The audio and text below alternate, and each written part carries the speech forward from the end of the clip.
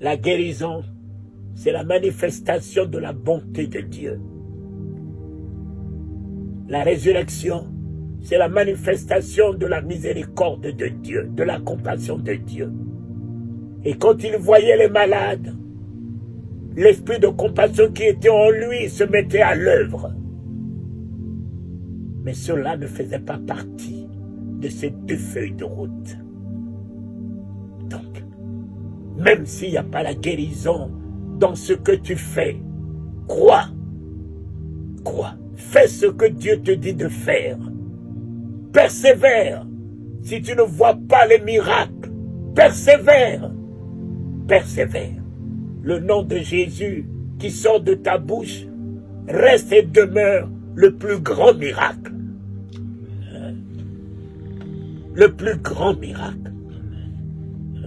L'amour de Jésus que tu partages reste et demeure le plus grand miracle.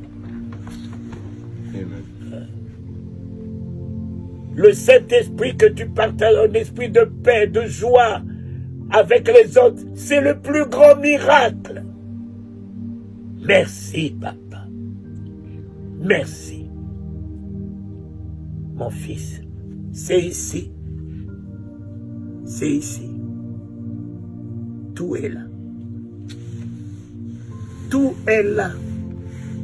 Cet homme, pour rentrer là-dedans, il a fait cuire ça 40 jours et 40 nuits dans le désert. Cet homme, mon cher ami, pour affronter la mort, il a passé toute la nuit dans le jardin de Gethsémane avec ça.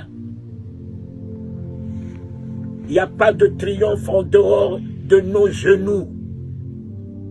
Il n'y a pas de triomphe en dehors de tes genoux, mon fils. Il n'y a pas de triomphe de victoire dans ce monde en dehors de tes genoux. Un chrétien, un enfant de Dieu qui est à genoux, ébranle l'enfer. Les démons ne peuvent rien sur lui. Sur lui.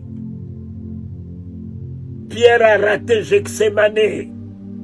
Pierre est devenu sanguinaire, coupant l'oreille et allait renier son maître devant une pauvre femme.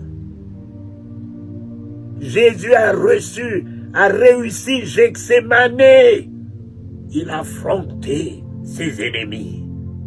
Il a pris Judas dans les bras, le traître, le méchant, l'ennemi. Au lieu de nous détourner de nos ennemis, au lieu de ne pas leur tendre les mains, lorsque tes genoux sont par terre toute la nuit, tu as la hauteur au-dessus de leur méchanceté. Tu prends de la hauteur au-dessus de leur ingratitude. Tu prends de la hauteur au-dessus. Il a pris Judas, il l'a appelé mon frère. Mon frère. Oh Seigneur, tu as trouvé tout cela où? Il a trouvé tout ça dans le jardin de Gethsémane.